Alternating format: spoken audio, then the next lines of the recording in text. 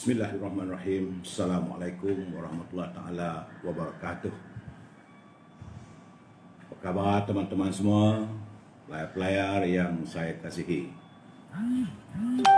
Semoga saudara semua sehat, ya.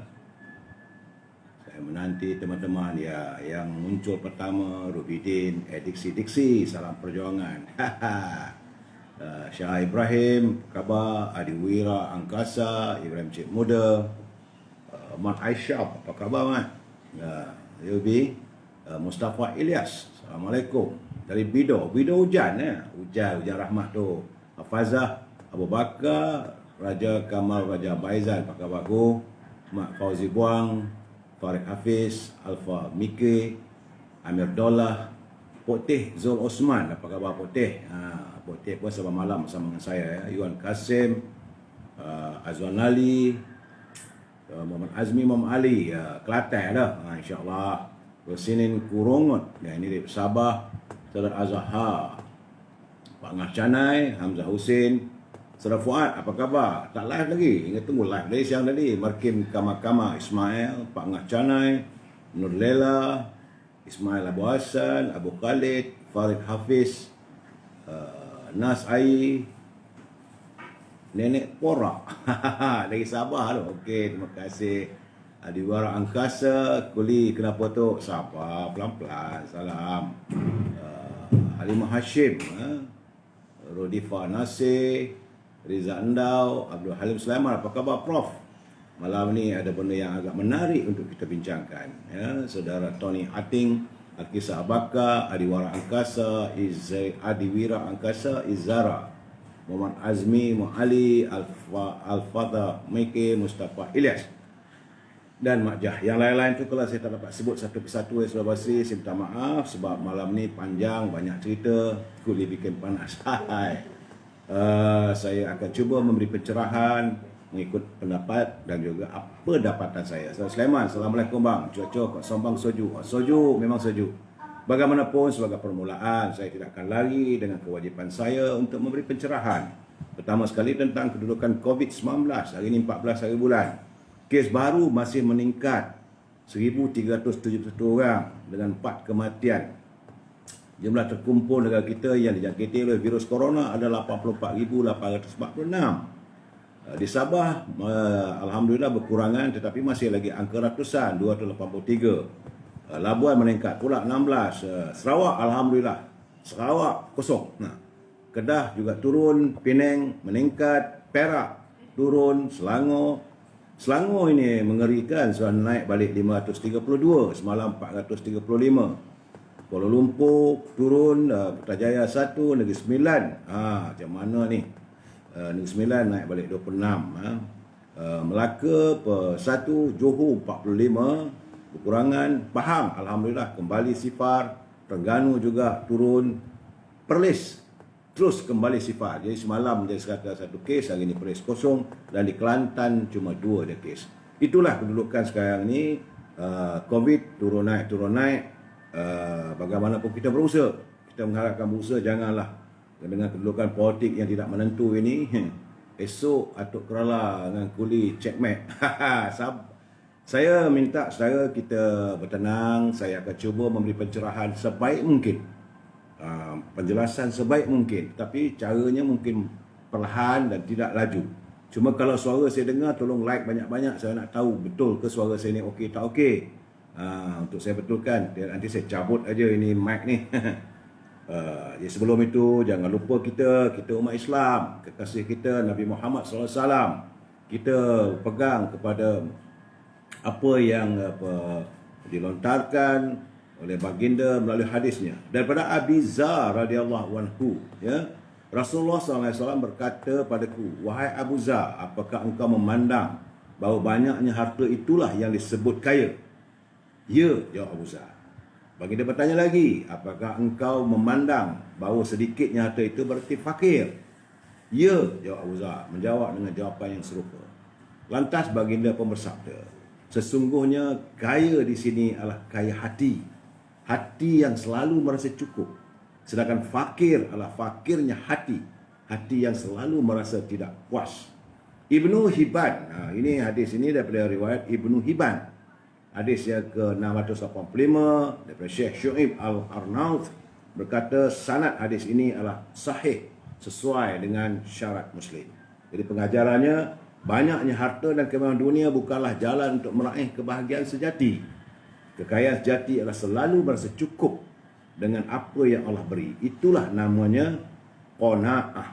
Ibnu Battul menyatakan hakikat kekayaan sebenarnya bukanlah dengan banyaknya harta. Kerana ramai orang diluaskan rezeki oleh Allah, namun ia tidak pernah merasa puas dengan apa yang diberi. Orang seperti itu selalu berusaha keras untuk menambah dan terus menambah harta tanpa mengira dari manakah harta tersebut diperolehi. Orang inilah yang disebut fakir kerana usaha kerasnya untuk terus menerus memuaskan hawa nafsunya serta dirinya dengan harta. Jadi ingat saudara, kita selalu redha lah dengan rezeki daripada Allah. Inilah yang akan kaya selamanya. Negara rahmah, ummah sejahtera. Hadis ini adalah kiriman daripada Ikram Malaysia dari negeri Johor. Usai hadis Rasulullah, jangan lupa e-commerce. Saya akan bercakap juga, mungkin saudara tak suka dengar. Saya kata kalau saudara ada apa-apa, kirimlah kepada saya. Saya faham keadaan kedudukan ekonomi kita sekarang ya.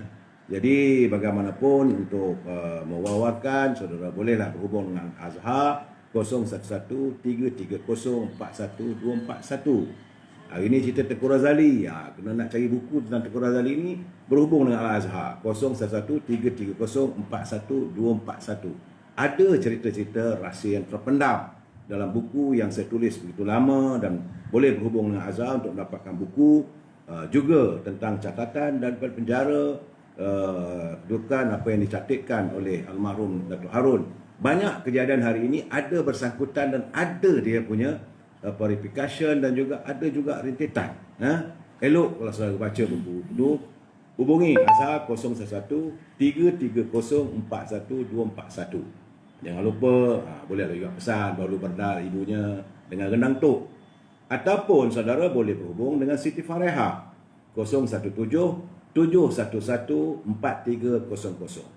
017-711-4300 untuk mendapatkan dendeng manis Siti Fareha dan juga untuk mengiklankan produk saya. Saudara Mansayur, silaplah kudi, sabar saudara. Saya akan memberi pencerahan satu persatu. Salam impian moratorium dan kumpulan wang simpanan pekerja RM10,000.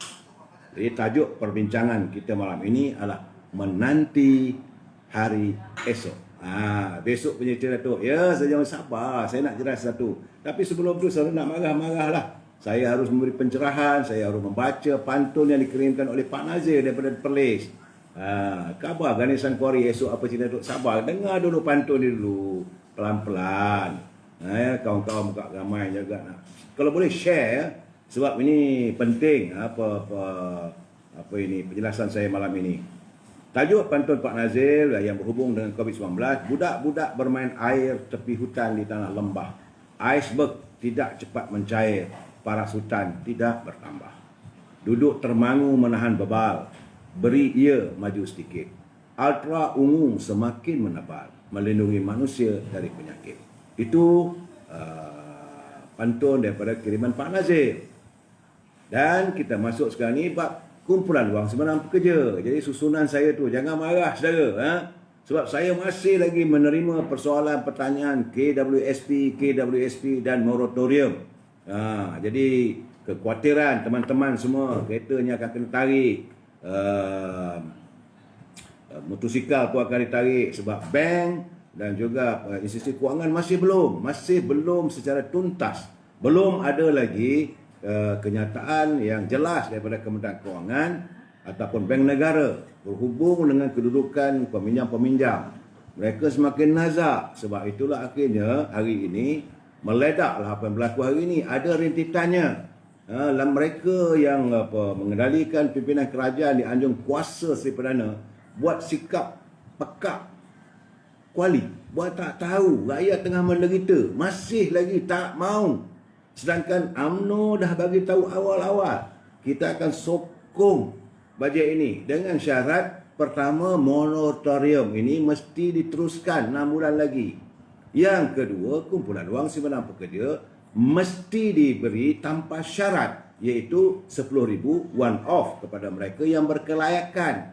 Itu jelas. Tapi kalau pimpinan ni masih lagi nak buat pekak tuli kuali ni, tunggulah besok. Ini keadaan sebenar-benarnya. Jadi sebab saya tengok ai sinar, jadi begitulah. Yang kita merayu saban malam masih lagi menurut kenyataan pada 7 bulan Disember, mana seminggu lepas, kumpulan wang simpanan pekerja mengatakan bahawa secara automatik boleh mengeluarkan, tetapi belum diperjelaskan apakah 10,000 secara tuntas. Tidak juga. Malahan dalam kenyataan daripada unit media kumpulan wang simpanan pekerja menyatakan bahawa isu kumpulan wang simpanan pekerja ini akan dibincangkan melalui jawatan kuasa pentadbiran kumpulan wang simpanan pekerja. Berapa kali nak meeting? Ini masalahnya. Mereka meeting one after another, tak selesai-selesai lagi, dah seminggu. Rakyat dah tunggu sekian lama. Jadi akhirnya saya tak nampak bahawa jalan yang terbaik untuk kita meneruskan sokongan pada pimpinan kerajaan yang pekak dan tuli kepada masalah rakyat. Bagaimanapun, Pergerakan Pemuda UMNO telah pun mewujudkan satu line, dia kata untuk rayuan. Jadi Pemuda UMNO merayu, mohon bantu kami, katanya, supaya kita boleh bantu kamu. Pemuda UMNO meminta orang ramai yang mengalami sebarang masalah semasa meminta lanjutan moratorium pinjaman dan pengeluaran kumpulan wang simpanan pekerja untuk terus menyalurkan aduan secara terperinci melalui WhatsApp 013 735 4116 atau 013 735 4117. Ini tentang EPF ataupun kumpulan wang simpanan pekerja dengan moratorium. Pemuda pun dah menyensir lengan. Kita sekarang ni dah tak peduli dah. Kita nak langgar aja sekarang ni. Kalau tak boleh, nak buat macam mana? Kita dah lama sangat, pimpinan daripada UMNO lama sangat menanti, runding after runding, langsung jadi jadi malap. Tak ada bercahaya, tak ada sinar. Rakyat tak beban. Kalau saudara dengar betul-betul kenyataan waktu sidang media tadi, cuba dengar baik-baik. Puncanya lain tidak, kerana kehidupan rakyat yang semakin tertekan. Itu keadaannya. Okey saudara, itulah pencerahan setakat ini yang mampu saya berikan berhubung dengan kumpulan wang simpanan pekerja. Nampak gayanya masih lagi malap, belum ada sinar untuk rakyat. Moratorium juga belum ada penjelasan yang jelas.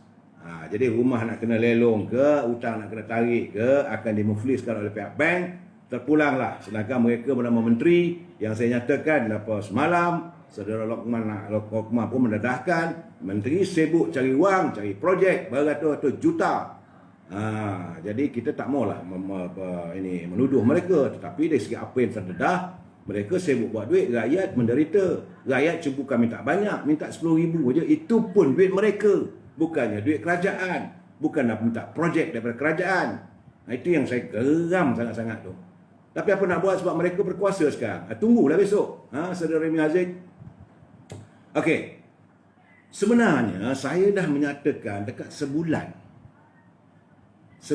sebenarnya, bahawa ada sesuatu akan berlaku, sebab saya tahu bahawa ada perbincangan antara Yang Berhormat Tengku Razali dengan Tun Dr. Mahathir Mohamad. Jadi isunya bukan untuk melantik Tun Dr. Mahathir sebagai Perdana Menteri balik. Orang tua tu selalu bersuruh. Dia kata kalau orang sokong saya PM lah balik. Tak. Cuba dengar baik-baik. Keadaan sekarang ini kerajaan semakin goyah. Hanya dengan lebihan 2 undi saja. Kalaulah 3 orang tarik diri, maka kerajaan akan runtuh. Saya tak tahu, petang tadi kabarnya saya dikabarkan bahawa Perdana Menteri sudah pun membuat urusan untuk menghadap agung. Besar kemungkinan besok, ini bajet ini akan ditolak, itu ada kebenarannya. Saya dipahamkan dari segi numbers, apa yang disebut oleh Datuk Seri Anwar Ibrahim, beliau juga mempunyai jumlah yang genap dan sebagainya. Sebenarnya jumlah yang ada yang bersama-sama dengan kumpulan Yang Berhormat Tengku Razali dan Dr. Mahathir ada lebih kurang 136 orang. Semua ini bukan untuk melantik seseorang jadi Perdana Menteri. Tidak. Semua ini nak mengajar pimpinan ni, rakyat tu perlu didahulukan. Itu isunya. Dr. Mahathir tadi pun bercakap soal itu juga. Tengku Razali, kalau saudara dengar betul-betul kenyataan beliau. Pertama-tama sekali, beliau menuntut supaya keabsahan ataupun legitimate Perdana Menteri yang ada hari ini hendaklah disahkan. Dia dah hantar surat pada speaker. Speaker tak kata tak boleh nak bawa. Bukan dia buat usul undi tak percaya. Tidak, dia kata Dr. Mahathir dah buat usul undi tidak percaya. Soal ini soal menyangkut soal perlembagaan. Sebagai seorang ahli parlimen, beliau dah mengangkat sumpah. Maka mempertahankan perlembagaan. Jadi untuk itu, perlembagaan menyebut bahawa Perdana Menteri mesti mendapat sokongan majoriti di kalangan ahli-ahli parlimen, ahli Dewan Rakyat. Ini tidak disantuni. Ini tidak dihirau. Malahan Tengku Razak kata beliau tidak mahu memegang jawatan sebagai pengurusi Petronas. Ya, kerana kalau dia memegang jawatan itu dia akan dibayar gaji. Kalau dia dibayar gaji maka hilanglah dia punya keabsahan dia, legitimate dia sebagai ahli parlimen.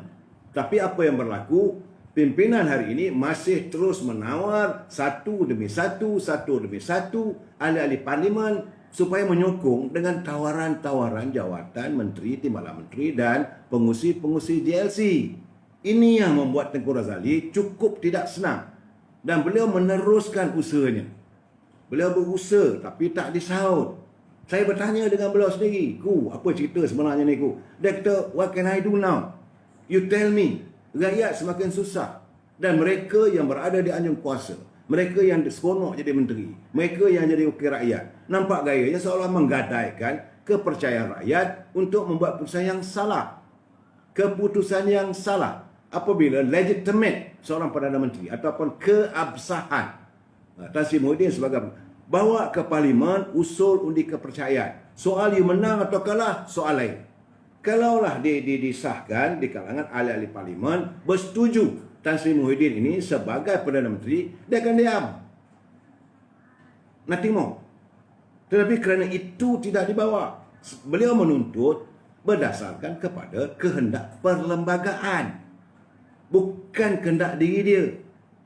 Nah, ini satu orang yang dia memegang, dia lurus.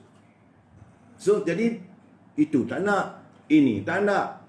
Kemudian akhirnya dia mengatakan bahawa bajet yang nak dibentangkan, ini dalam sebulan dulu, dia kata bajet nak dibentangkan ni tak ada legitimate. Sebab legitimasi Perdana Menteri tak sah. Macam mana pelantikan dan sebagainya. Itu persoalannya. Tapi kalau dia nak suruh orang ikut dia, semua tak nak dengar. Dia bagi pandangan. Pertama, suruh kalau gini keadaannya, ahli-ahli parlimen tarik diri daripada menyokong Kerajaan Perikatan Nasional sebab dia tengok yang bukan-bukan dah berlaku. Tak mau dengar.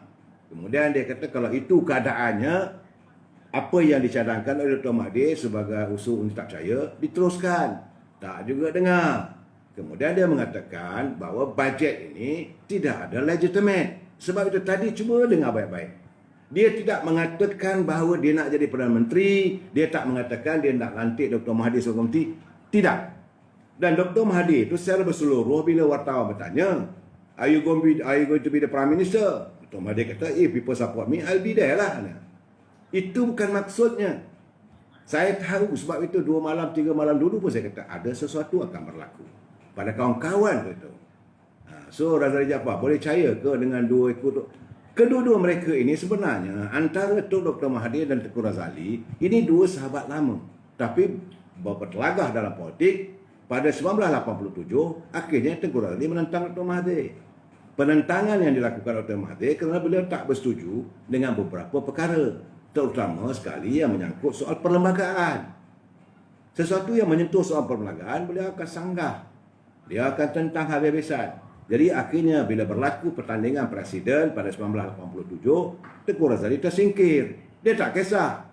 Tetapi demi untuk perpaduan bangsa, apa yang Tengku buat pada tahun 1996, dia dengan rela hati Dia dengan rela hati membubarkan semangat 46, menyertai kembali UMNO.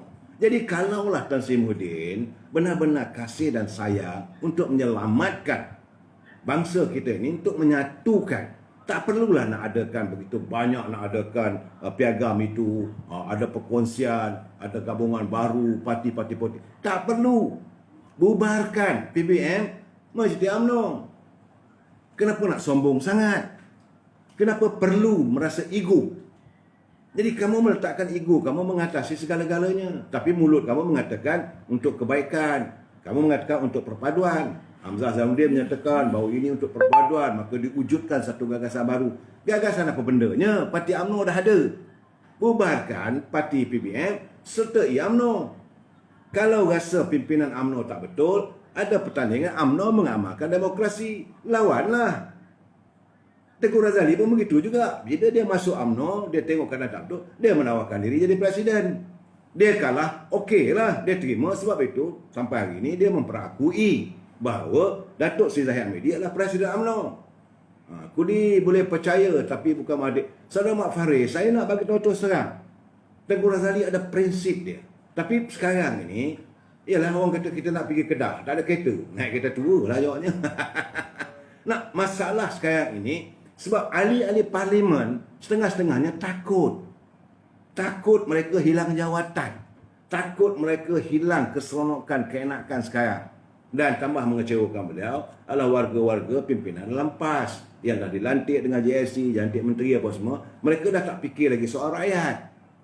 Akhirnya tu mereka kata, kalau this is what going to happen, dia mula kira. So dia kira dia bukan story, dia berunding. Soal Dr. Mahathir is over. Saya cakap terus terang, is over. Saya sendiri mendengar Dr. Mahathir kata dia tak perlu lagi nak jadi Perdana Menteri. Tapi apa yang berlaku pada dia, ini Dr. Mahathir itu punya masalah lah. Dia dengan Tan Sri Muhyiddin. Dia nak tengok bahawa Tan Sri Muhyiddin tidak jadi Perdana Menteri. Kerana tak ada keabsahan. Aziz Mak Jaafar, Sinar Kumpulan Awas Kerja dan Moratorium Pemuda UMNO kumpul dan serah aduan rakyat kepada Kementerian Kewangan. Betul. Jadi Arif Muluk, macam mana nak bersatu masuk UMNO? Takkan abah kau nak dilantik sebagai presiden? Soalnya saudara Arif, kita mengamalkan sistem demokrasi. Tengku Razali dia masuk, kalau dia ikut perangai dia ada presiden semangat 46. Ali dia 1 juta juga lebih. Tapi dia berlapang dada demi perpaduan bangsa. Dia bubarkan semangat 46. Tak ada masalah. Kenapa Tan Sri Muhyiddin takut? Kalau you rasa bahawa you kepimpinan yang baik, masuk. Ini masalahnya saya lihat. Datuk, saya menyampah dengan statement Noor Musa. Itulah masalah kita. Sebenarnya dalam keadaan begini, dalam kelang kabut begini, UMNO pun dah jadi kelang kabut. Jadi Setiausaha Agung Barisan Nasional mengambil tempat sebagai Setiausaha Agung UMNO. Hari ini buat kenyataan itu, kenyataan ini. Benda dah tak betul lah tu. UMNO pun sendiri dah bercelaru. Tengku Razali tidak mahu menjadi Perdana Menteri. Tak ada. Sebab itu saya katakan, waktu kecoh, saya ulangi sekali lagi. Waktu kekecohan, apabila Dr. Mahathir mengumumkan dia tak jawatan, maka waktu itu nak dipilih calon sebagai Perdana Menteri. Saya lupa ya. Jangan lupa, Tengku Razali pergi ke Istana Negara jam 11.30 pagi. Lebih awal daripada semua ahli parlimen yang ada. Dan waktu itu, tuanku cakap, payah-payah gini Ayah Ali ajalah ambil jadi Perdana Menteri. Tengku Razali kata, no tuanku. UMNO mahu supaya dia adakan pilihan raya. Dia tak lari daripada kendak dia. Dia nak supaya dia adakan pilihan raya, diserahkan balik pada rakyat. Sebab keadaan dah kecoh begitu. Apabila Pakatan Harapan menipu. Pakatan Harapan kencing rakyat. Buatkan ni tabung, bantuan harapan dan sebagainya. Tak terlaksana pun, duit tu entah ke mana. Berjuta duit dari rakyat dikumpulkan. Kita pun tak tahu sampai hari ini. Saudara Zul Tolo, akar umbi lagi bijak. Betul. Saya bersetuju dengan saudara. Akar umbi lebih bijak daripada kita. Tambah-tambah sekarang ni, banyak anak-anak muda yang berpendidikan tinggi. Cuma yang ingin dilakukan oleh Tengku Razali adalah memperbetulkan. Pertama sekali dia minta tentang masalah keabsahan Perdana Menteri.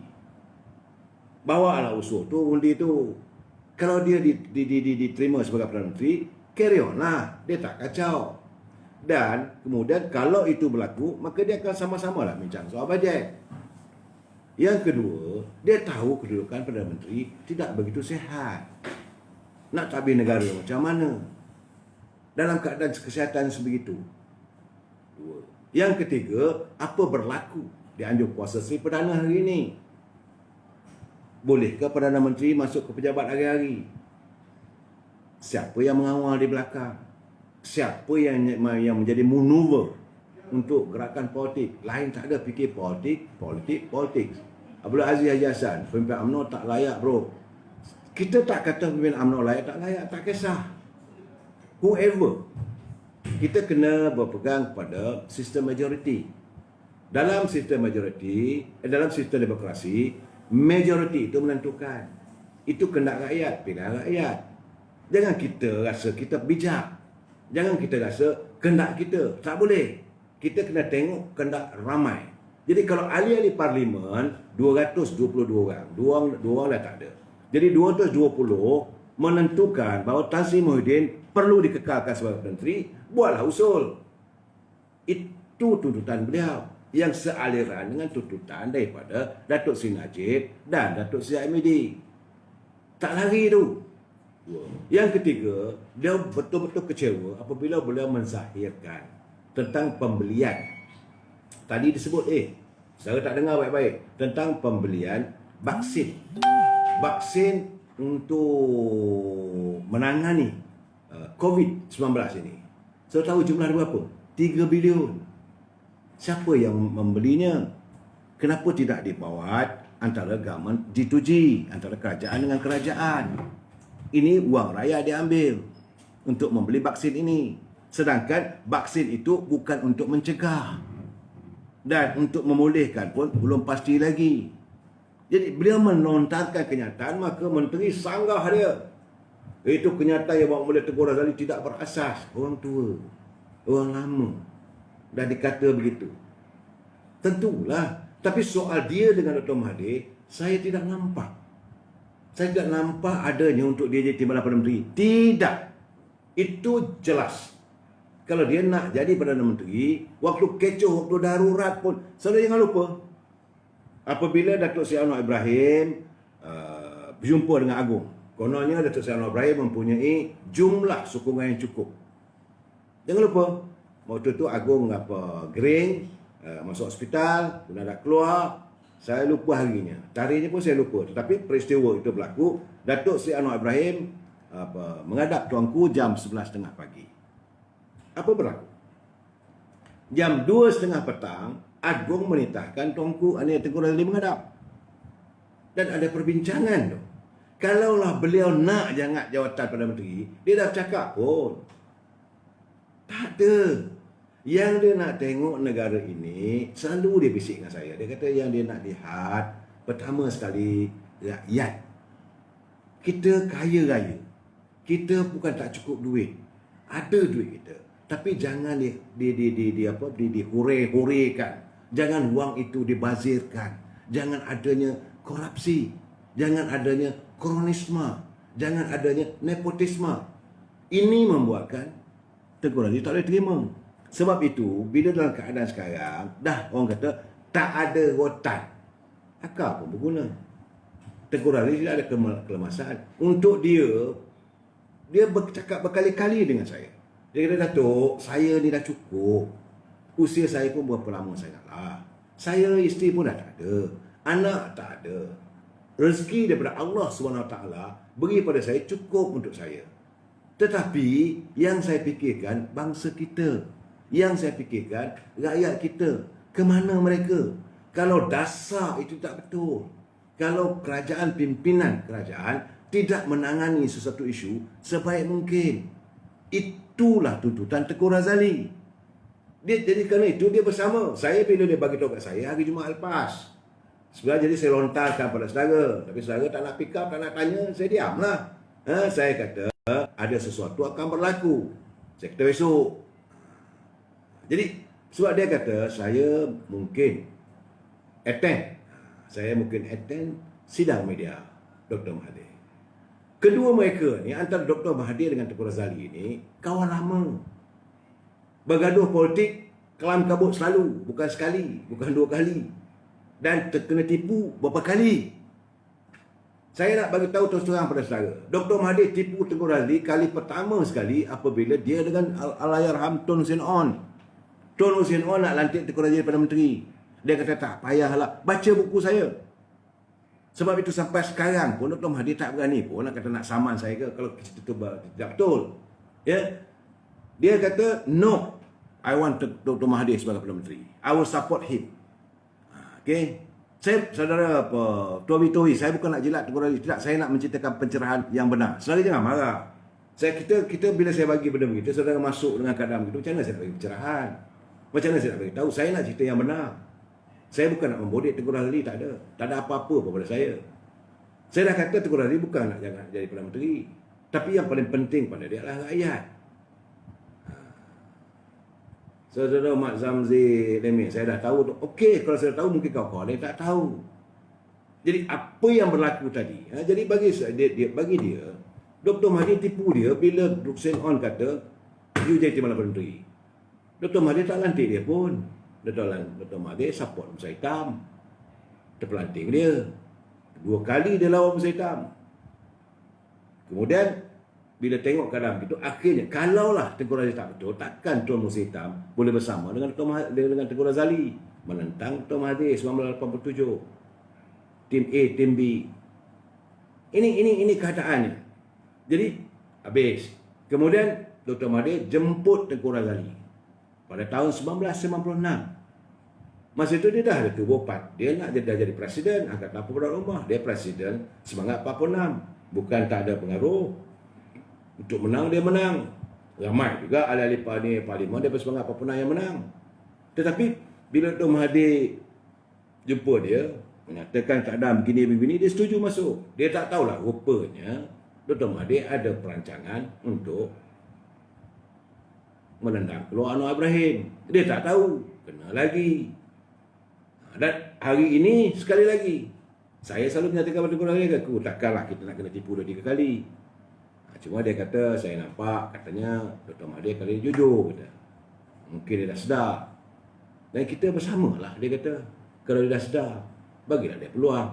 Bukan bagi peluang dia Perdana Menteri, bagi dia peluang untuk memperbetulkan keadaan. Sekarang ini, yang nak sangat jadi Perdana Menteri adalah Datuk Seri Anwar Ibrahim. Tengku Razali tak ada masalah. Sebab yang bawa Anwar Ibrahim masuk dalam UMNO juga Tengku Razali. Dia tahu. Dia tahu kewibawaan Datuk Seri Anwar Ibrahim, kemampuan Datuk Seri Anwar Ibrahim. Dia tahu, bukan dia tak tahu. Dan dia memperakui kehebatan Datuk Seri Anwar Ibrahim. Tapi dia kata, settle one by one. Tarik rambut dalam tepung. Masalah sekarang ni, terlekat ni. Tulang ni terlekat kat tengku. Sebab Perdana Menteri yang tidak ada legitimate.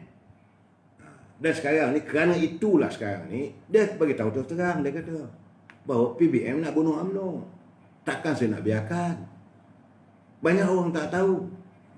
Parti Pribumi memang pun, kalaulah dia jelas Parti Pribumi Bersatu ni ikhlas untuk penyatuan bangsa, dia dah bubarkan parti dia.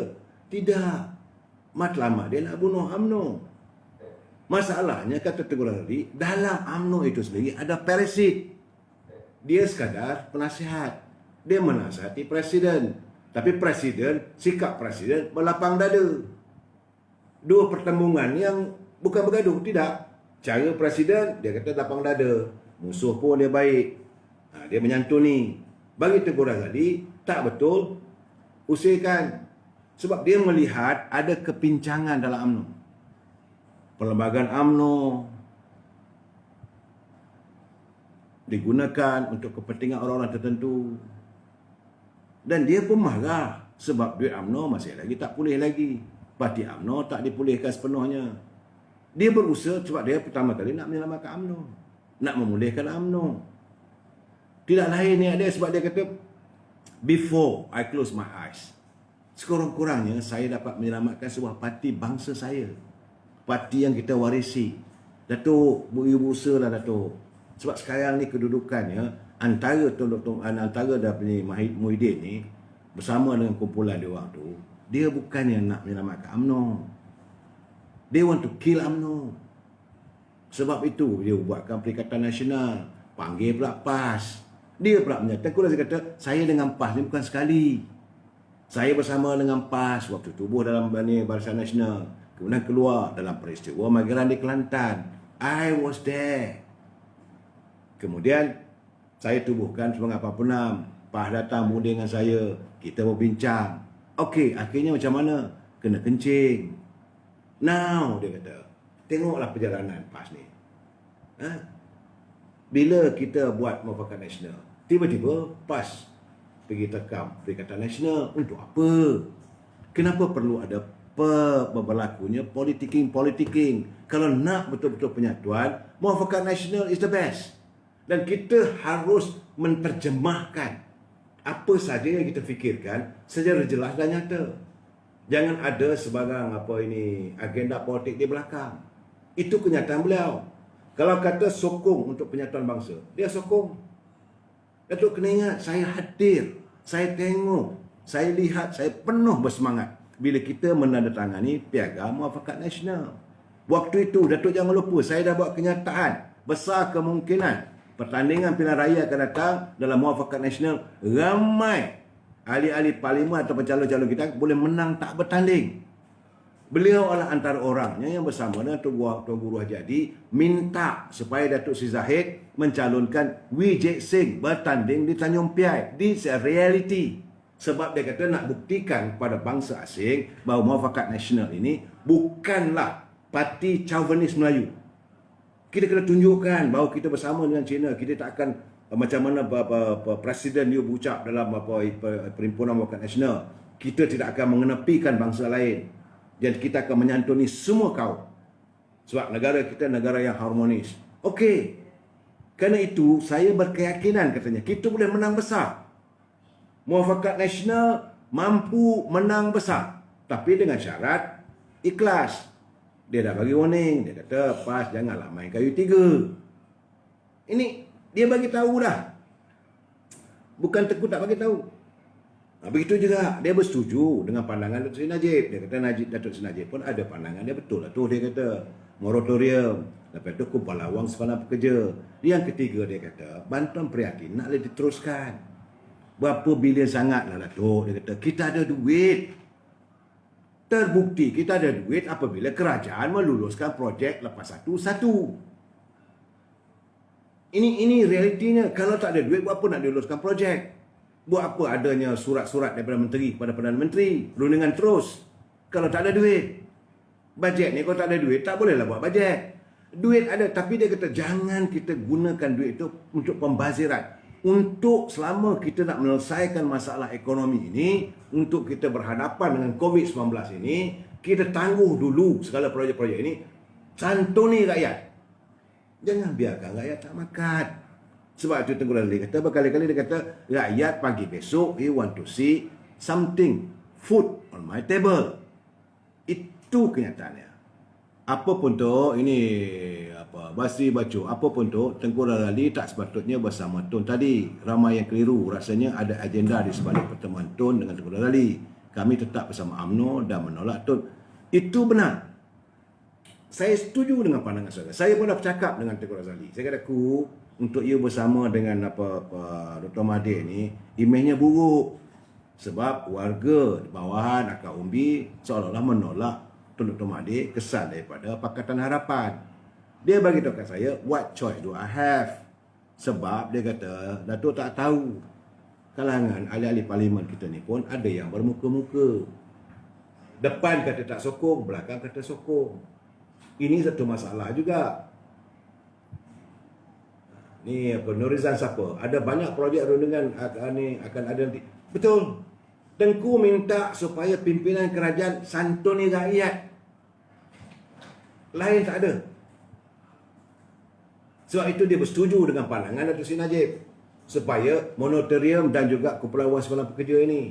Tapi ini tidak dilakukan. So what choice does he have?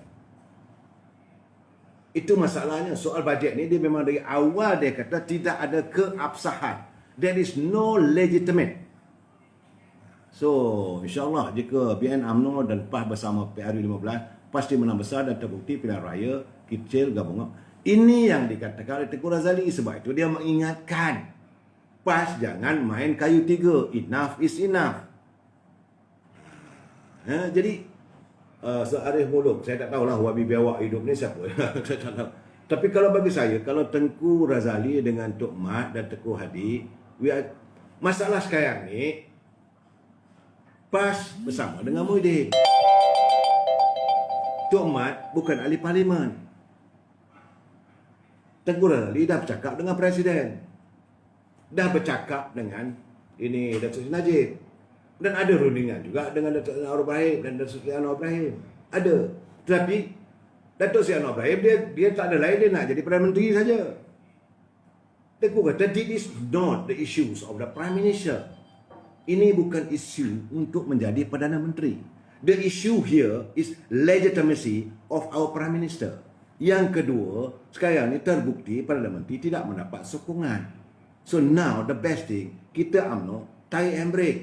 Sebab ternyata Parti Perubatan Bersatu yang dipimpin oleh Tan Sri Muhyiddin tidak ikhlas pada UMNO. Dan kita yang tergigih ni apa hal? Kita ni parti besar. Bukan hanya keahlian kita 3.7 juta, tetapi dalam Dewan Rakyat kita ada okeylah yang seberang sana seberang sini ada 42 orang. Kita masih terbesar. Kenapa PBM ambil daripada UMNO, curi ahli, dan berlaku juga usaha-usaha PBM untuk mengambil ahli-ahli daripada PAS dan UMNO lagi, berapa ramai lagi. Jadi keikhlasan mereka tidak terpancar, dan ada pimpinan UMNO menyokong PBM hanya kerana dapat jadi menteri. Dia kata besar sangat ke jadi menteri itu, tak boleh sabar ke dulu? Lepas pilihan raya kita menang besar, ambil lah siapa nak jadi Perdana Menteri ke, siapa nak jadi menteri ke, carry on lah. Tetapi yang penting sekarang ni, UMNO itu mesti diperkukuhkan. UMNO ini wadah perjuangan bangsa. Kemudian yang paling penting, ekonomi negara perlu dipulihkan. Beliau mau memulihkan ekonomi sebab terlalu lama, macam saya katakan berkali-kali, bahawa dasar-dasar ekonomi yang sudah tunggang langgar. Kesan daripada penolakan kepada dasar ekonomi baru yang diganti pada dasar penswastaan.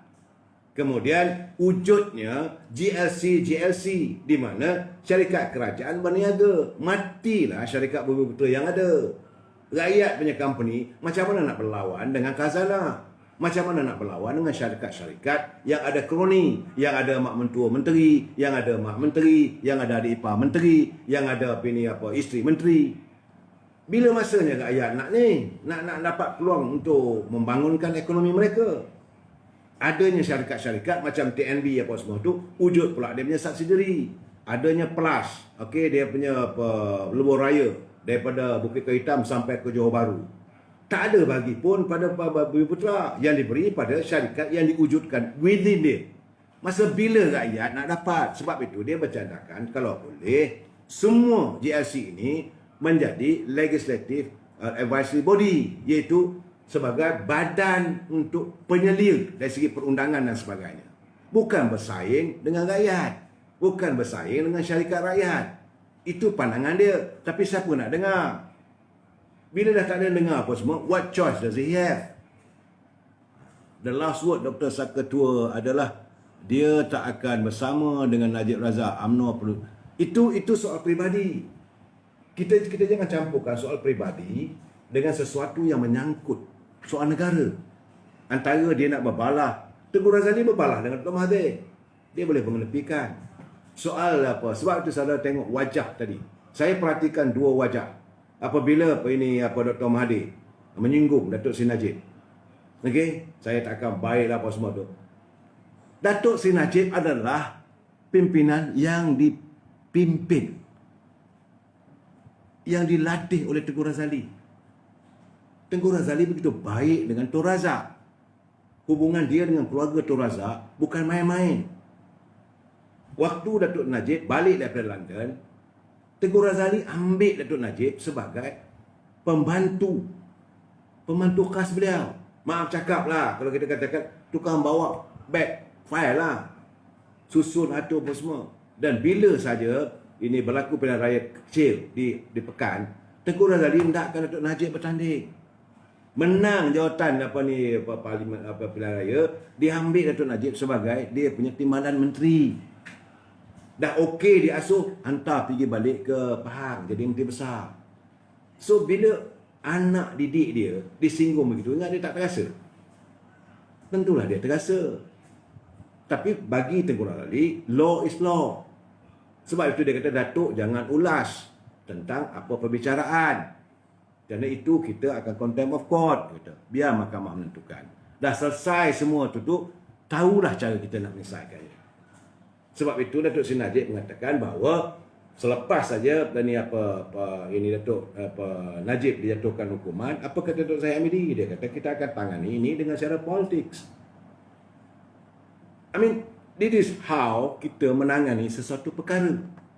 Jadi kalau saudara terus kata ini pasal ni tak boleh, itu pun tak boleh, sampai ke mana? Di mana kita? Kes yang dibuat oleh Pak Sri Raudah, setuju. Tapi tak boleh immediate solve it, benda dah terdedah begitu. Tak boleh nak suruh pula kerajaan, okay, stop the case. Tak boleh. Let it prolong, let the case take by its course. Biarkan itu berlangsung, berterusan. Sebab ada prosesnya. Sekarang ni dituai dah kalah di Mahkamah Tinggi. Bawalah kepada Mahkamah Rayuan. Kita dengar pula apa kata 3 hakim. Kalau 3 hakim memutuskan sesuatu lagi, kita bawa ke parti, kita bawa pada Mahkamah Agung. Kalau 3 tak ada begitu, kita bawalah kepada Duli Yang Bertuan Agong. Saya memang kenapalah bangang sangat nak musang berbulu ayam jadi presiden. Saya tak tahu maksud saudara Mekong. Jadi sebab itu saya kata jangan saudara kita masuk hari ini pencerahan saya tidak mahu meletakkan ini pandangan yang bias. Saya memberi pencerahan yang jelas. Antara Dr. Mahathir dengan Tengku Razali, mereka berbalah dah lama. Kalau kali ini sekali lagi Tengku Razali boleh berbaik dengan Dr. Mahathir, matlamatnya adalah untuk menyelamatkan negara. Dan kalau itu keadaannya, dia kena main sekali lagi, apa kita boleh buat? Sebab dia sudah berlapang dada.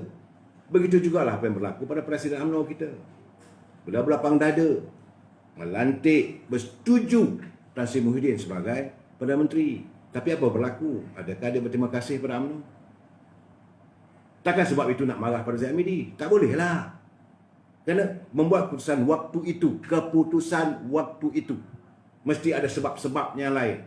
Pertama sekali untuk menyantuni muafakat nasional. Kerana PAS dah bersetuju. Ikutlah cakap PAS supaya jangan ada keretakan. Tapi kita lupa bahawa lantik saja Tan Sri Muhyiddin, adanya orang nama Hamzah, adanya orang macam Anwar Musa, adanya orang macam Azmin yang nak menghancurkan muafakat nasional. Ini keadaannya. Mereka membuat satu tu nak bodek Perdana Menteri. Bukan untuk melihat perpaduan bangsa. Kalau mereka nak buat perpaduan bangsa, berkali-kali saya katakan, let's come within one UMNO. Sebab semua ini DNA UMNO. Keadilan, pimpinan yang atas, yang bawah tidak. Anak-anak muda di bawah daripada yang beralih-alih keadilan, mereka bukan ahli UMNO dulu. Dia pun tak tahu tentang perjuangan asas perjuangan UMNO. Jangan marahkan mereka. Santuni mereka. Sebab mereka tak tahu. Jangan kerana kita ni sebagai orang Islam, jadi orang Islam tak tahu. Terangkan kepada mereka. Jangan tunjuk Islam ini ganas. Jadi mereka yang berjuang dalam parti agama, yang mengatakan mereka nak berjuang tentang Islam. Okeylah, dah jadi menteri. Bagaimana dengan rang Undang-Undang 355 yang kamu perjuangkan? Sepi. Ini orang tak persoalkan. Kenapa kita berdiam diri? UMNO nak santun benda tu. Nak laksanakan sebab tapi perlu diperjelaskan. Apa itu rang Undang-Undang 355? Supaya orang faham. Oh, begitu keadaannya. Dan memang sekarang ini, Saudara Mansur Hussein, bubarkan parlimen cepat. Buat pilihan. Ini yang maksudnya sekarang ni yang sedang dilakukan. We are going to that process. Tapi Kalaulah nak bubar parlimen sekarang ni, tak boleh lah. Tan Sri Muhyiddin menghadap Agung, tuanku keadaan sekarang begini apa semua, saya nak isah darurat. This going to happen. Kalau darurat dilakukan, terlaksana, Agung pula setuju, there is no freedom anymore. Kebebasan bersuara pun tersekat. Nolela semburit bawa siap. Sekarang ni senyap sepi lah tu. Sekarang ni kalaulah darurat dilaksanakan, maka kita kebebasan terikat. Darurat macam mana? Sama ada pemerintahan tu ala pangeran atau pemerintahan ala tentera, kita tak tahu. Kebebasan kita terikat. Bagaimana dengan kedudukan ekonomi? Betul saya Ismaili, kes banyak kes yang tersembunyi, terselindung yang masih lagi tak ditangani. Apa yang berlaku sekarang, saban hari Hamzah bercakap sebagai Menteri Dalam Negeri, dia cerita politik. Lepas tu kedudukan sekarang ni korupsi bagaikan bom merajalela. Setakat seorang tengok. Keluar dari PN biar jadi pembangkang. Ini yang Tengku Razali katakan. Minta ahli-ahli parlimen daripada UMNO keluar daripada PN. Tengku Razali dah minta. Tak nak dengar. Ini kenyataannya. Dia nak minta, tak nak dengar. So dia dengar Dr. Mahathir. Cuma saya katakan kekhawatiran kita, Dr. Mahathir mungkin menipu, kita tak tahu. Mungkin orang dah tobat, kita tak tahu. Tapi keadaan sekarang ni. Jadi Tuan Lawyer Gomen, pemimpin UMNO banyak agenda peribadi, susah nak dapat perpaduan. Sistem UMNO sedia ada tak memungkinkan pemimpin ini dibuang. Macam mana nak buat? Inilah yang Tengku Razali katakan, kala ini kita akan perbaiki sistem. Sistem dah rosak. Sistem politik pun kita harus perbaiki. Sistem dalam UMNO pun kita perbaiki. Sebab UMNO ni dulu rosak zaman siapa? UMNO ni rosak zaman siapa? Dan dia kali ini bersama dengan Dr. Mahathir, orang yang dilihat merosakkan sistem dalam pemilihan UMNO. Ini keadaannya. Memanglah Dr. Mahathir dia yang menciptakan sistem pemilihan daripada UMNO. Kemudian dia sendiri nak jadi perwakilan pun tak dapat. Jangan lupa, UMNO baru ini adalah UMNO Dr. Mahathir. Kemudian dipulihkan, jadilah UMNO biasa. Kemudian bila dia dah berhenti, dia nak jadi perwakilan zaman tu. Dia bukan nak jadi ketua bahagian. Ketua bahagian Kuman Basu masa itu Datuk Johari Bahrum. Datuk Johari Bahrum kata, dia kata kalau biar Dr. Mahathir ni nanti dia datang perhimpunan, dia nak berucap. Kalau dia berucap, lain pula dia balon pula kalah dia. Akhirnya tak dapat jadi perwakilan. Marahlah. Sebab sistem tu dia yang mewujudkan. Tapi berbeza bila datang Datuk Seri Najib, okey, sistem pemilihan buka. Tak ada lagi kota, tak ada lagi mesti syarat 20%, 30%, tak ada. Open for all. Siapa yang berkelayakan, dah jadi ahli UMNO lebih 2 tahun, 3 tahun, boleh menawarkan diri untuk pertanian presiden. Tawarlah diri. Terpulanglah pada ahli. Ahli pula tu bukan saja di kalangan ahli-ahli perwakilan, di perangkat cawangan, bawa ke bahagian. Jadi sejumlah berapa ratus ribu tu nak mengelakkan politik wang, supaya pimpinan-pimpinan UMNO masa akan datang tidak menggunakan wang untuk mencari pengaruh. Kerana kalau mereka menggunakan wang mencari pengaruh, tentulah bila dapat jawatan, mereka akan menjadi pemimpin yang korup. Sebab nak bertanding ketua bahagian mesti cari duit. Sekongkongannya 300-400 ribu, 500 ribu. Menang jawatan tu, duit dah habis dah 500 ribu. Mesti nak isi balik tabung tu. Berlakulah korupsi. Ini yang berlaku sebenarnya daripada zaman Dr. Mahathir Mohamad. Bawa diterus. Sekarang ni kita nak buat macam mana? Dan sebab itu saya katakan, satu je kuli pun gaduh dengan Mahathir, betul. Tubuh sebab pernah pendek kata Mahathir ni, saya doakan Saudara Sulaiman Taib, ini sebenarnya bukan saya doakan. Ustaz Fadil Noh, pimpinan PAS, dia baik dengan Tengku Razali. Dia kata dia mendoakan pada masa itu dalam ucapan dia waktu penubuhan angkatan para rumah, pertandingan pilihan raya, dia kata saya berdoa kepada Allah Subhanahu Wa Taala memanjangkan usia Dr. Mahathir Mohamad supaya dia dapat melihat segala kerosakan yang dilakukannya. Dan saya rasa kali ini mungkin gambarnya dia nak memperbaiki segala kerosakan. Boleh tak boleh soal lain. Nak kita nak marah betul-betul pun tak boleh. Lepas tu kita boleh tuduh dia orang tua nyanyuk dan sebagainya. Kita ada adab kita. Saudara Khair Osman memang teruk sangat. UMNO rosak kerana begitu juga saudara. Banyak saudara menyalahkan Datuk Seri Najib bila kita kalah pilihan raya umum. Kita kalah pilihan raya yang ke-14. Semua hala tuju pada Datuk Najib. Datuk Najib pun berlapang dada, okeylah kalau kerana beliau lah sebagai Perdana Menteri, kerana beliau sebagai Presiden UMNO, kita kalah, maka dia letak jawatan. Jawatan Presiden UMNO itu dipangku oleh Datuk Seri Zahid Hamidi. Tapi janganlah disalahkan Datuk Seri Hamidi sebagai penyebab. Datuk Seri Zahid Hamidi memangku jawatan sebagai Presiden UMNO. Dah pangku jawatan, takkanlah dia tak bertanding. Bila dia bertanding, dia menang sebagai Presiden. Ahli UMNO yang tak senang dengan dia, orang macam Hamzah dan sebagainya, mencari alasan. Kalau Zahid tak berhenti, aku nak keluar dari UMNO. Jadi nak siapa? Serendak siapa waktu itu? Tak dinyatakan pun. Dan ahli-ahli UMNO telah pun memilih Zahid Hamidi sebagai Presiden UMNO. Dalam waktu itu, Datuk Zahid Hamidi berlapang dada, okeylah ambil cuti 6 bulan. Dah bising pula mana ada perlembagaan dalam UMNO mengatakan boleh cuti. Okey, 6 bulan, Tok Mat pun pangkulah. Lepas 6 bulan, dia balik. Sebab dia melihat apa yang dia cakap tu bohong. Kata kalau Datuk Zahid Hamidi tak pegang jadi Presiden UMNO, mereka akan berada dalam UMNO. Tak ada juga. Berbondon-bondon nak keluar UMNO. Jadi dia merasakan begitu, dia balik. Waktu balik itulah dia cuba untuk menyantunkan perpaduan bangsa, mewujudkan muafakat nasional. Mungkin waktu percutian dia selama 6 bulan itu dapat idea. Gerakan ini perlu diperkukuhkan. Jadi dia pun jumpa dengan Tuan Guru Wajadi. Tuan Guru Wajadi pun kata okey, santun bersama. Okey, wujud muafakat nasional. Bila wujud muafakat nasional, itu yang saya katakan, ia merupakan mimpi ngeri kepada Pakatan Harapan. Bukan hanya kepada pembangkang atau DAP, malahan semua dalam Pakatan Harapan. Dr. Mahathir pun takut, Tan Sri Muhyiddin pun takut, yang mana dalam Parti Pribumi Bersatu pun takut. Wujudnya muafakat nasional ini, maka mesti dipecahkan. Bila nak dipecahkan, wujudlah himpunan konon-kononnya membela maruah bangsa. Waktu itu mereka sedang berkuasa. Parti Perikatan Nasional ini diwujudkan di saat mereka berkuasa. Lepas itu, bila Tan Sri Muhyiddin jadi Perdana Menteri, wujudlah konon-kononnya Kerajaan Perikatan Nasional. Okeylah. Apa jadi sekarang? Perikatan Nasional macam mana?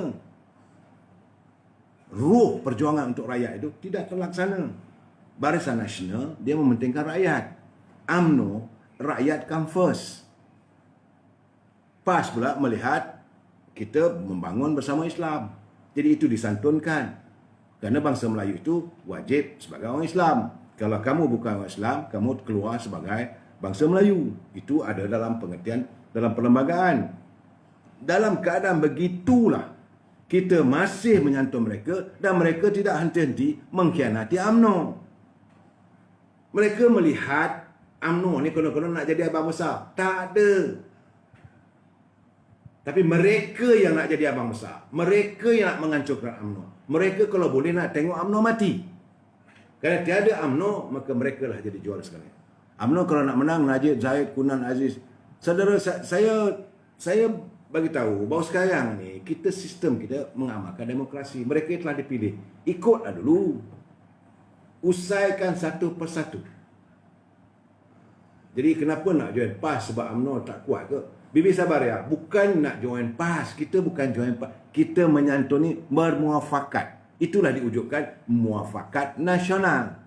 Sebab terbukti apabila Melayu sama Melayu sudah bermuafakat, kita kukuh, bangsa lain akan lebih menghormati kita. Bila kita dah kukuh, orang lain pun bersama dengan kita. Terbukti muafakat nasional, wujud muafakat nasional, kita menang mana-mana. Bukan masuk. Sekarang ni Samsul Bahrin, UMNO cuma dapat 55 kursi je. Betul ke Datuk? Ini masalah besar ni. Saya tahu tadi, saya dengar, saya ingat nak ulas malam esok. So hari ini saya nak mengulas keadaan tentang kedudukan kenapa Tengku Razali memilih bersama dengan Dr. Mahathir. Sebab what choice does he have? Tapi kemungkinan kalau dia kena tipu kali ini tak tahulah saya. Tapi saya tengok bahasa badan tadi dia yakin. Kerana sudah ada pertemuan. Ini bukan satu hari. Bukan hari ini jumpa okey kita sebab tak, dia ada rentetan. Jadi Dr. Mahathir pun dah setuju. Dia Dr. Mahathir kata bukan dia nak jadi Perdana Menteri. Tapi orang biasa orang biasa jadi Perdana Menteri. Dia ego sikit bila tanya, Tun, will you be the next Prime Minister if this one work out? Dia kata kalau orang sokong saya jadilah Perdana Menteri. Apakah salah? Biarlah nak cakap benda begitu. Tapi tengok bahasa badan Tengku Razali. Apa hal cakap dia ni? Tetapi bila dia menyinggung Datuk Najib, dia terasa juga. So bagi saya sekarang ni, ada orang bertanya, apakah Tengku Razali akan masuk Pejuang? Tidak. Jiwa dia UMNO. So, Long Murai, PAS boleh percaya ke nak menyantuni? Ini masalah sekarang ni. Kita lepas satu-satu. Kita nak percaya PAS tak boleh. Nak percaya PBM tak boleh. Nak percaya Dr. Mahathir tak boleh. Nak percaya siapa lagi? Dan keadaan dah pertama tahu. Kalau bajet ini diluluskan, saudara tahu dalam bajet itu, pembelian antaranya vaksin 3 bilion. Bukan sikit. Banyak lagi yang tersembunyi. Yang bagi Tengku Razali, dia kata dia melihat benda ini, dia bajet yang tak sah. Dia kekal dengan dia punya pendirian, keabsahan. The legitimacy of the Prime Minister must be proven in Parliament. Selagi tidak ini dilaksanakan, selagi itulah dia tidak akan menghormati sebab dia menjunjung perlembagaan. Setiap rakyat negara ini harus menjunjung perlembagaan negara. Nothing less, nothing more. Perlembagaan negara is a supreme. Sebab kita mengamalkan sistem demokrasi raja berperlembagaan. Inilah yang dipertahankan oleh Tengku Razali. Tidak lain, tidak bukan. Bukan nak menyantuni Dr. Mahathir. Sebab Dr. Mahathir pun banyak kali dah tipu dia. No. Jadi untuk itu, besok kita tunggu apakah ini akan berjaya atau tidak. Saya akan ulas malam besok dan kita akan ulas lagi tentang PPBM. Wabillahi taufiq wal hidayah. Assalamualaikum warahmatullahi taala wabarakatuh. Kita jumpa lagi malam besok. Terima kasih.